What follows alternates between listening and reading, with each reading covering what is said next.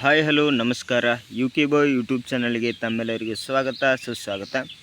ಇವತ್ತಿನ ಕ್ಲಾಸಿನಲ್ಲಿ ನೋಡೋದಾದರೆ ಇತಿಹಾಸ history 2 marks very important. Fix ಇವೇ ಕ್ವಶನ್ ಬರುತ್ತೆ. Very important. ವಿಡಿಯೋನ ಕೊನೆ ತನಕ ನೋಡಿ, ಎಲ್ಲಿಯೂ ಸ್ಕಿಪ್ ಮಾಡಿಬಿಡಿ, ತುಂಬ ಯೂಸ್ಫುಲ್ ಆಗುತ್ತೆ. ಇವತ್ತು ನಡೆಯುವಂತಹ ಹಿಸ್ಟ್ರಿ ಎಕ್ಸಾಮ್ಗೆ ವೆರಿ ಇಂಪಾರ್ಟೆಂಟ್ 2 ಮಾರ್ಕ್ಸ್ ಇವೇ ಬರುತ್ತೆ. ಸರಿಯಾಗಿ ನೋಡ್ಕೋಬೋದು ನೀವು. ನೋಡಿ, ಇಲ್ಲಿ ನಿಮಗೆ ಸರಿಯಾಗಿ ತೋರಿಸ್ತೀನಿ. ಪ್ರಶ್ನೆ 1, ಭಾರತವನ್ನು ಪಶ್ಚಿಮದೊಂದಿಗೆ ಸಂಪರ್ಕಿಸುವ ಯಾವುದಾದರೆರಡು ಕಣಿವೆಗಳನ್ನು ತಿಳಿಸಿ ಅಂತ ಕೇಳಿದ್ದಾರೆ. ಸರಿಯಾದ ಉತ್ತರ ಖೈಬರ್ ಮತ್ತು ಬೋಲಾನ್. ಹಾಗೆಯೇ ಎರಡನೇ ಪ್ರಶ್ನೆ, ವಿಷ್ಣು ಪುರಾಣದ ಪ್ರಕಾರ ಭಾರತದ ವ್ಯಾಪ್ತಿ ಏನು? ಉತ್ತರ ಸಾಗರದಿಂದ ಉತ್ತರಕ್ಕೆ ಮತ್ತು ಹಿಮಾಲಯದಿಂದ ದಕ್ಷಿಣಕ್ಕೆ ಇರುವ ಪ್ರದೇಶವೇ ಭಾರತದ ವ್ಯಾಪ್ತಿ. ಮೂರನೇ ಪ್ರಶ್ನೆ, ಭಾರತದ ಯಾವುದಾದರೆರಡು ಹೆಸರುಗಳನ್ನು ತಿಳಿಸಿ. ಉತ್ತರ 1 ಹಿಂದೂಸ್ತಾನ್, 2 ಇಂಡಿಯಾ, 3 ಜಂಬೂದ್ವೀಪ.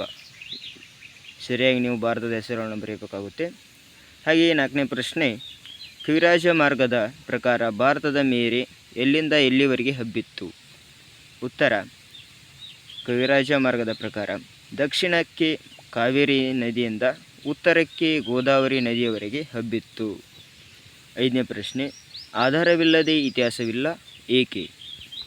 ಉತ್ತರ ಇತಿಹಾಸವು ಗತಿಸಿ ಹೋದ ಘಟನೆಗಳ ವೈಜ್ಞಾನಿಕ ವಿಶ್ಲೇಷಣೆಯಾದ್ದರಿಂದ ಆಧಾರಗಳು ಅಗತ್ಯ ಆದ್ದರಿಂದ ಆಧಾರವಿಲ್ಲದೆ ಇತಿಹಾಸವಿಲ್ಲ. ಅಂದರೆ ಸರಿಯಾದ ಉತ್ತರ ಈ ರೀತಿ ಇದೆ. ಹಾಗೆಯೇ ಆರನೇ ಪ್ರಶ್ನೆ ನೋಡೋಣ. ನಿಯೋಲಿಥಿಕ್ ಪದದ ಅರ್ಥವೇನು? ನಿಯೋಲಿಥಿಕ್ ಪದದ ಅರ್ಥ ಮತ್ತು ಇನ್ನೊಂದು ಪ್ರಶ್ನೆ ಕೇಳ್ತಾರೆ, ಶಂಕರಾಚಾರ್ಯರು ಸ್ಥಾಪಿಸಿದ ಯಾವುದಾದರೆರಡು ಪ್ರಮುಖ ಮಠಗಳನ್ನು ಹೆಸರಿಸಿ ಅಂತ ಕೇಳ್ತಾರೆ. ಇಲ್ಲಿ ನಿಯೋಲಿಥಿಕ್ ಪದದ ಅರ್ಥ ನೋಡೋಣ. ನಿಯೋ ಎಂದರೆ ಹೊಸ, ಲಿಥಿಕ್ ಎಂದರೆ ಶಿಲೆ, ಅಂದರೆ ಹೊಸ ಶಿಲಾಯುಗ ಎಂದರ್ಥ. ಹಾಗೆಯೇ ಶಂಕರಾಚಾರ್ಯರು ಸ್ಥಾಪಿಸಿದ ಯಾವುದೆರಡು ಪ್ರಮುಖ ಮಠಗಳೆಂದರೆ ದ್ವಾರಕೆಯ ಕಾಳಿಕಾ ಮಠ, ಇನ್ನೊಂದು ಶೃಂಗೇರಿಯ ಶಾರದಾ ಪೀಠ. ಇವೆರಡು ವೆರಿ ಇಂಪಾರ್ಟೆಂಟ್ ಆದ ಪ್ರಶ್ನೆಗಳು. ಈ ರೀತಿ ಸಹ ಕೇಳ್ತಾರೆ, ನೀವು ಸರಿಯಾಗಿ ನೋಡ್ಕೊಳ್ಳಿ. ಹಾಗೆಯೇ ಏಳನೇ ಪ್ರಶ್ನೆ, ಹೊಸ ಶಿಲಾಯುಗದ ಯಾವುದಾದರೆರಡು ತಾಣಗಳನ್ನು ಹೆಸರಿಸಿ. 1 ಕರ್ನಾಟಕದ ಮಸ್ಕಿ, 2 ತಮಿಳುನಾಡಿನ ತಿರುವೈಲಿ. ಎಂಟನೇ ಪ್ರಶ್ನೆ, ಪ್ಯಾಲಿಯೋಲಿಥಿಕ್ ಪದದ ಅರ್ಥವೇನು? ಉತ್ತರ ಇದು ಗ್ರೀಕ್ ಭಾಷೆಯಿಂದ ಬಂದಿದ್ದು. ಪ್ಯಾಲಿಯೋ ಎಂದರೆ ಹಳೆಯ ಮತ್ತು ಲಿಥಿಕ್ ಎಂದರೆ ಶಿಲೆ. ಉತ್ತರ ಪ್ಯಾಲಿಯೋಲಿಥಿಕ್ ಎಂದರ್ಥ. ಒಂಬತ್ತನೇ ಪ್ರಶ್ನೆ, ಹಳೆಯ ಶಿಲಾಯುಗದ ಯಾವುದಾದರೂ ಎರಡು ತಾಣಗಳನ್ನು ತಿಳಿಸಿ.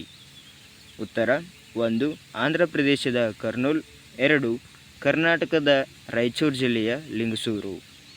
ಇದೇ ರೀತಿ ಹಳೆಯ ಶಿಲಾಯುಗ, ಹೊಸ ಶಿಲಾಯುಗ ಸಹ ಕೇಳ್ತಾರೆ, ಸರಿಯಾಗಿ ನೀವು ನೋಡ್ಕೊಳ್ಳಿ.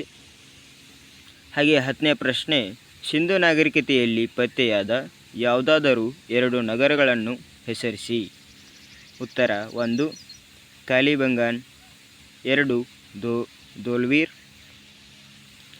11ನೇ ಪ್ರಶ್ನೆ, ಯಾವುದಾದರೂ ಎರಡು ವೇದಗಳನ್ನು ಹೆಸರಿಸಿ. 1 ಋಗ್ವೇದ, 2 ಯಜುರ್ವೇದ, 3 ಸಾಮವೇದ, 4 ಅಥರ್ವಣ ವೇದ. ಇವು 4ರಲ್ಲಿ ನೀವು ಎರಡನ್ನು ಬರೆಯಿರಿ. ಹಾಗೆಯೇ 12ನೇ ಪ್ರಶ್ನೆ, ವೈದಿಕ ನಾಗರಿಕತೆಯಲ್ಲಿ ರಾಜನಿಗೆ ಯಾವ ಎರಡು ರಾಜಕೀಯ ಸಂಸ್ಥೆಗಳನ್ನು ಸಹಾಯ ಮಾಡುತ್ತಿದ್ದವು? ಉತ್ತರ 1 ಸಭಾಪತಿ, 2 ಸಮಿತಿ. ಹಾಗೆ 13ನೇ ಪ್ರಶ್ನೆ, ವೈದಿಕ ಕಾಲದ ಯಾರಾದರೂ ಇಬ್ಬರು ಮಹಿಳಾ ವಿದ್ವಾಂಸರನ್ನು ಹೆಸರಿಸಿ. 1 ಗಾರ್ಗಿ, 2 ಮೈತ್ರಿ. ಹಾಗೆ 14ನೇ ಪ್ರಶ್ನೆ, 6ನೇ ವಿಕ್ರಮಾದಿತ್ಯನ ಆಸ್ಥಾನದ ಕವಿ ಯಾರು? ಹಾಗೆ ಅವನ ಕೃತಿಯನ್ನು ಹೆಸರಿಸಿ. ಉತ್ತರ ಬಿಲ್ಹಣ, ಕೃತಿ ವಿಕ್ರಮಾಂಕದೇವ ಚರಿತಂ. 15ನೇ ಪ್ರಶ್ನೆ, ರನ್ನನ ಯಾವುದಾದರೂ ಎರಡು ಕೃತಿಗಳನ್ನು ಹೆಸರಿಸಿ. ಉತ್ತರ ಅಜಿತನಾಥ ಪುರಾಣ 1, 2 ಸಾಹಸ ಭೀಮ ವಿಜಯಂ. ಇದಕ್ಕೆ ಸಾಹಸ ಭೀಮ ವಿಜಯಂ ಇನ್ನೊಂದು ಹೆಸರು ಗದಾಯುದ್ಧ. ಹಾಗೆ 16ನೇ ಪ್ರಶ್ನೆ, ವಿಷ್ಣುವರ್ಧನನ ಯಾವುದಾದರೂ 2 ಬಿರುದುಗಳನ್ನು ತಿಳಿಸಿ. ಉತ್ತರ 1 ಮಹಾಮಂಡಲೇಶ್ವರ, ಹಾಗೆ 2 ಮಳೆಪೇರೋಲ್ ಗಂಡ. ವಿಷ್ಣುವರ್ಧನನ 2 ಬಿರುದುಗಳಿವು. ಹಾಗೆ 17ನೇ ಪ್ರಶ್ನೆ, ಹೊಯ್ಸಳರ ಯಾವುದಾದರೂ 2 ಪ್ರಸಿದ್ಧ ದೇವಾಲಯಗಳನ್ನು ಹೆಸರಿಸಿ. ವೆರಿ ಇಂಪಾರ್ಟೆಂಟ್, ಹೊಯ್ಸಳರ ಬಗ್ಗೆ ಕೇಳಿದಂಥ ಪ್ರಶ್ನೆ. ಉತ್ತರವನ್ನು ನೋಡೋಣ. ಬೇಳೂರಿನ ಚೆನ್ನಕೇಶ್ವರ ದೇವಾಲಯ 1, 2 ಹಳೇಬೀಡಿನ ಹೊಯ್ಸಳರ ದೇವಾಲಯ. 18ನೇ ಪ್ರಶ್ನೆ, 2ನೇ ತೈರಾನ್ ಕದನ ನಡೆದ ವರ್ಷ ಯಾವುದು? ಹಾಗೆ ಇನ್ನೊಂದು ಪ್ರಶ್ನೆ, ಅದು ಯಾರ ನಡುವೆ ನಡೆಯಿತು? ಉತ್ತರ 2ನೇ ತೈರಾನ್ ಕದನ ಸಾಮಾನ್ಯ ಶಕ 1192ರಲ್ಲಿ ಗೈಜ್ ಮೊಹಮ್ಮದ್ ಮತ್ತು ಪೃಥ್ವಿರಾಜ್ ಚೌಹಾಣ್ ನಡುವೆ ನಡೆಯಿತು. 19ನೇ ಪ್ರಶ್ನೆ, ದೆಹಲಿಯನ್ನು ಆಳಿದ ಯಾವುದಾದರೂ 2 ಸುಲ್ತಾನ್ ಸಂತತಿಗಳನ್ನು ಹೆಸರಿಸಿ. ಉತ್ತರ 1 ಗುಲಾಮಿ ಸಂತತಿ, 2 ತುಘಲಕ್ ಸಂತತಿ, 3 ಸಯ್ಯದ್ ಸಂತತಿ, 4 ಲೋಧಿ ಸಂತತಿ. ಈ ದೆಹಲಿ ಸುಲ್ತಾನರ ಸಂತತಿಗಳು. ಇವರಲ್ಲಿ 2 ಬರೆಯಬೇಕಾಗುತ್ತೆ. ಹಾಗೆ 20ನೇ ಪ್ರಶ್ನೆ, ಅಲ್ಲಾವುದ್ದೀನ್ ಖಿಲ್ಜಿಯ 2 ಸೇನಾಪತಿಗಳನ್ನು ಹೆಸರಿಸಿ. 1 ಉಲ್ಫತ್ ಖಾನ್, 2 ನಜರತ್ ಖಾನ್. 21ನೇ ಪ್ರಶ್ನೆ, ಮೊಹಮ್ಮದ್ ಬಿನ್ ತುಘಲಕನು ರಾಜಧಾನಿಯ ವರ್ಗಾವಣೆ ಮಾಡಿದ್ದಕ್ಕೆ ಯಾವುದಾದರೂ 2 ಕಾರಣಗಳನ್ನು ನೀಡಿ. ಉತ್ತರ 1 ಮಂಗೋಳರ ದಾಳಿಯನ್ನು ತಡೆಯಲು, 2 ದೆಹಲಿ ಗಡಿಯ ಪ್ರದೇಶಕ್ಕೆ ಹತ್ತಿರವಿದ್ದುದರಿಂದ ರಾಜಧಾನಿಯನ್ನು ವರ್ಗಾವಣೆ ಮಾಡಿದ. 22ನೇ ಪ್ರಶ್ನೆ, ತುಘಲಕ್ ಕಾಲದ ಯಾರಾದರೂ 2 ಇತಿಹಾಸಕಾರರನ್ನು ಹೆಸರಿಸಿ. ಉತ್ತರ 1 ಜಿಯಾವುದ್ದೀನ್ ಬರಾನಿ, 2 ಇಬ್ನ್ ಬತೂತ್. ಹಾಗೆ 23ನೇ ಪ್ರಶ್ನೆ, ತಾರಿಜ್ ಇ ಫಿರೋಜ್ ಶಾ ಶಾಹಿ ಬರೆಯಲಾರಂಭಿಸಿದವರು ಯಾರು ಅಂತ ಕೇಳಿದ್ದಾರೆ. ಅದರೊಂದಿಗೆ ಅದನ್ನು ಪೂರ್ಣಗೊಳಿಸಿದವರು ಯಾರು? ಉತ್ತರ ಬರಾನಿ ಪೂರ್ಣಗೊಳಿಸಿದನು. ಇದನ್ನು ಆರಂಭಿಸಿದರು ಶ್ಯಾಮ್ ಇ ಸಿರಾಜ್ ಅಫೀಫ್. ಹಾಗೆ 24ನೇ ಪ್ರಶ್ನೆ, ಅಮೀರ್ ಖುಸ್ರೋ 2 ಗ್ರಂಥಗಳನ್ನು ಹೆಸರಿಸಿ. ಉತ್ತರ ಖಜಾನ್ ಉಲ್ ಮುಹವತ್, 2 ತಾರಿಕ್ ಇ ಅಲೈ. ಹಾಗೆ 25ನೇ ಪ್ರಶ್ನೆ, ತೋದರಮಲ್ಲನ ವರ್ಗೀಕರಿಸಿದ ಯಾವುದಾದರೂ 2 ಬಗೆಯ ಭೂಮಿಯ ವಿಧಗಳನ್ನು ಹೆಸರಿಸಿ. 1 ಪೊಲಚ್, ಸತತ ಉಳುಮೆಯಲ್ಲಿರುವ ಭೂಮಿಯ ಬಜಾರ್, 5 ವರ್ಷದಿಂದ ಹೆಚ್ಚು ಕಾಲ ಉಳುಮೆ ಮಾಡಿದ ಭೂಮಿಯಾಗಿದೆ. ಹಾಗೆ 26ನೇ ಪ್ರಶ್ನೆ, ಅಬ್ದುಲ್ ಫಜಲ್ 2 ಕೃತಿಗಳನ್ನು ಹೆಸರಿಸಿ. ಉತ್ತರ 1 ಐನಿ ಅಕ್ಬರ್, 2 ಅಕ್ಬರ್ ನಾಮ. 27ನೇ ಪ್ರಶ್ನೆ, 1ನೇ ಪಾಣಿಪತ್ ಕದನ ಯಾರ ನಡುವೆ ನಡೆಯಿತು? ಉತ್ತರ ಹೇಮು ರಾಜ ವಿಕ್ರಮಾದಿತ್ಯ ಮತ್ತು ಅಕ್ಬರ್ ನಡುವೆ ನಡೆಯಿತು. ಹಾಗೆ ಇನ್ನೊಂದನೇ ಪ್ರಶ್ನೆ, ಮಧ್ವಾಚಾರ್ಯರ ತಂದೆ ತಾಯಿ ಹೆಸರೇನು? ಮಧ್ಯಗೇಹ ನಾರಾಯಣ ಭಟ್ಟ ಮತ್ತು ವೇದವತಿ ಅಂತ ಹೇಳ್ಬೋದು. ಹಾಗೆ 28ನೇ ಪ್ರಶ್ನೆ, 28ನೇ ಪ್ರಶ್ನೆ, ಅಕ್ಬರ್ ಎಲ್ಲಿ ಯಾವಾಗ ಜನಿಸಿದನು? ಅಕ್ಬರನು ಅಮರಕೋಟೆಯಲ್ಲಿ ಸಾಮಾನ್ಯ ಶಕ 1542ರಲ್ಲಿ ಜನಿಸಿದನು. 29ನೇ ಪ್ರಶ್ನೆ, ಅಕ್ಬರ್ನ ಕಾಲದ ಪ್ರಸಿದ್ಧ ಯಾವುದಾದರೂ 2 ಇತಿಹಾಸಕಾರರನ್ನು ಹೆಸರಿಸಿ. ಉತ್ತರ 1 ಅಬ್ದುಲ್ ಫಜಲ್, 2 ಬೌಧನಿ. 30 ತಾಜ್ ಮಹಲ್ ಕಟ್ಟಿಸಿದವರು ಯಾರು? ಅದು ಎಲ್ಲಿದೆ? ಉತ್ತರ ತಾಜ್ ಮಹಲ್ ಕಟ್ಟಿಸಿದವರು ಶಹಜಾನ್, ಅದು ಆಗ್ರಾದಲ್ಲಿದೆ. 31ನೇ ಪ್ರಶ್ನೆ, ಮೊಘಲರ ಕಾಲದ ಯಾರಾದರೂ 2 ಪ್ರಸಿದ್ಧ ಸಂಗೀತಗಾರರನ್ನು ಹೆಸರಿಸಿ. ಉತ್ತರ 1 ತಾನ್ಸೇನ್, 2 ಸುರ್ದಾಸ್. 32ನೇ ಪ್ರಶ್ನೆ, ಶಿವಾಜಿ ಎಲ್ಲಿ ಮತ್ತು ಯಾವಾಗ ಜನಿಸಿದರು? ಉತ್ತರ ಶಿವಾಜಿ ಶಿವನೇರಿ ಎಂಬಲ್ಲಿ ಸಾಮಾನ್ಯ ಶಕ 1427ರಲ್ಲಿ ಜನಿಸಿದನು. 33ನೇ ಪ್ರಶ್ನೆ, ಶಿವಾಜಿಯ ತಂದೆ ತಾಯಿ ಹೆಸರೇನು? ಉತ್ತರ ಶಹಜಿ ಭೋಸ್ಲೆ ತಂದೆ, ತಾಯಿ ಜೀಜಾಬಾಯಿ. ವೆರಿ ಇಂಪಾರ್ಟೆಂಟ್ 2 ಅಂಕದ ಪ್ರಶ್ನೆಗಳು ಇವು. ನೀವು ಸರಿಯಾಗಿ ನೋಡ್ಕೊಳ್ಳಿ. ವಿಡಿಯೋನ ಕೊನೆ ತನಕ ನೋಡಿ, ಇಲ್ಲಿ ಸ್ಕಿಪ್ ಮಾಡಿಬಿಡಿ. ಹಾಗೆ ನಿಮ್ಮ ಸ್ನೇಹಿತರಿಗೆ ಶೇರ್ ಮಾಡಿ, ಹಾಗೆ ಸಬ್ಸ್ಕ್ರೈಬ್ ಮಾಡ್ಕೊಳ್ಳಿ. ಮುಂದಿನ ಪ್ರಶ್ನೆಗಳೇನು ನೋಡೋಣ. 34ನೇ ಪ್ರಶ್ನೆ, ಶಿವಾಜಿಯ ಮೇಲೆ ಪ್ರಭಾವ ಬೀರಿದ 2 ವ್ಯಕ್ತಿಗಳನ್ನು ಹೆಸರಿಸಿ. ಉತ್ತರ 1 ಸಂತ್ ರಾಮದಾಸ್ ಮತ್ತು ತುಕಾರಾಮ್. ಶಿವಾಜಿಯು ಯಾವುದಾದರೂ 2 ಪ್ರಮುಖ ಕೋಟೆಗಳನ್ನು ಹೆಸರಿಸಿ. ಉತ್ತರ 1 ಪುರಂದರ ಕೋಟೆ ಮತ್ತು ರಾಯಗಢ ಕೋಟೆ. 26ನೇ ಪ್ರಶ್ನೆ, ಶಿವಾಜಿ ಸಂಗ್ರಹಿಸಿದ 2 ಪ್ರಮುಖ ತೆರಿಗೆಗಳ್ಯಾವು. ಚೌತ್ ಮತ್ತು ಸ್ವದೇಶ್. ಶಂಕರಾಚಾರ್ಯರು ಸ್ಥಾಪಿಸಿದ ಯಾವುದಾದರೂ 2 ಪ್ರಮುಖ ಮಠಗಳನ್ನು ಹೆಸರಿಸಿ. ಉತ್ತರ ದ್ವಾರಕೆಯ ಕಾಳಿಕಾ ಮಠ, 2 ಶೃಂಗೇರಿಯ ಶಾರದಾ ಪೀಠ. ಹಾಗೆ ಮಧ್ವಾಚಾರ್ಯರ ತಂದೆ ತಾಯಿ ಯಾರು. ಮಧ್ಯಹೇಯ ನಾರಾಯಣ ಭಟ್ಟ ಮತ್ತು ವೇದಾವತಿ. ಮಧ್ವಾಚಾರ್ಯರು ಸ್ಥಾಪಿಸಿದ 2 ಮಠಗಳು. ಉತ್ತರ 1 ಪಂಜಾವರ ಮಠ, 2 ಪುತ್ತಿಗೆ ಮಠ. ಅನುಭವ ಮಂಟಪವನ್ನು ಸ್ಥಾಪಿಸಿದವರು ಯಾರು ಮತ್ತು ಎಲ್ಲಿ. ಉತ್ತರ 1 ಬಸವೇಶ್ವರವರು ಕಲ್ಯಾಣದಲ್ಲಿ ಸ್ಥಾಪಿಸಿದರು.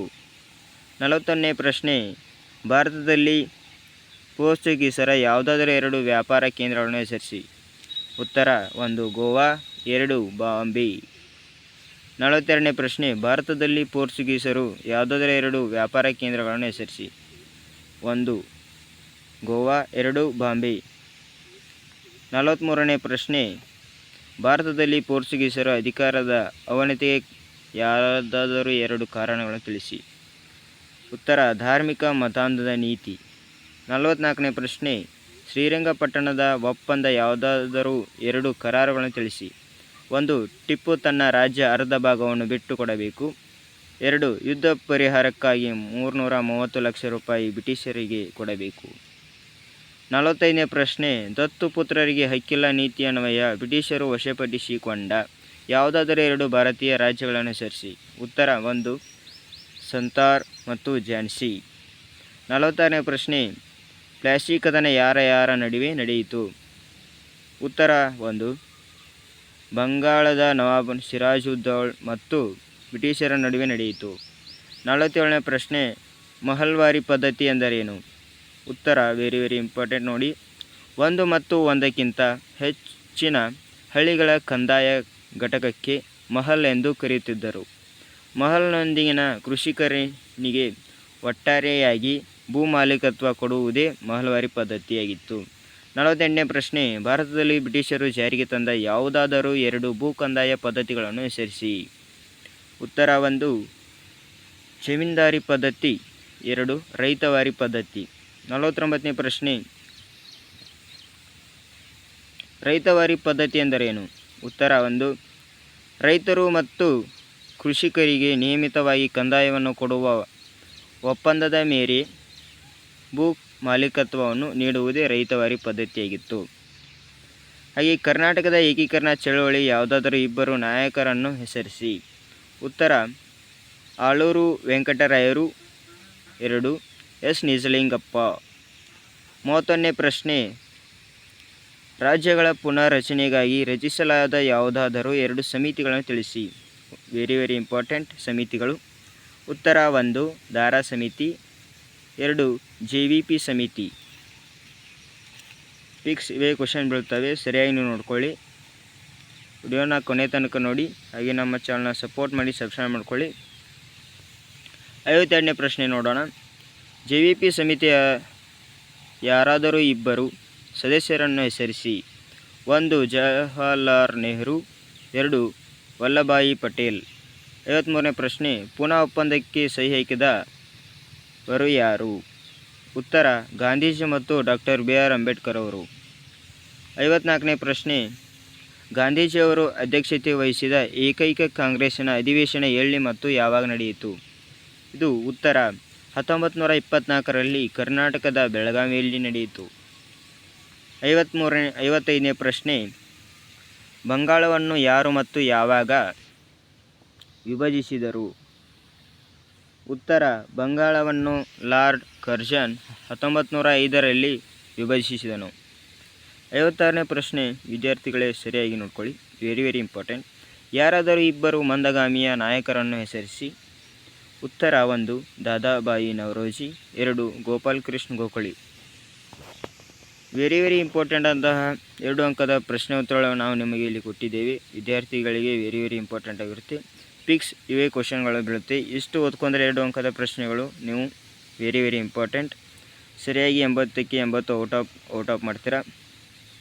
ಹಾಗೆ ವಿಡಿಯೋನ ಕೊನೆ ತನಕ ನೋಡಿ, ನಿಮ್ಮ ಸ್ನೇಹಿತರಿಗೂ ಸಹ ಶೇರ್ ಮಾಡಿ. ಹಾಗೆ ನಮ್ಮ ಚಾನಲ್ನ ಸಪೋರ್ಟ್ ಮಾಡಿ, ಸಬ್ಸ್ಕ್ರೈಬ್ ಮಾಡ್ಕೊಳ್ಳಿ. ಮುಂದಿನ ವಿಡಿಯೋದಲ್ಲಿ ಸಿಗೋಣ. Thank you.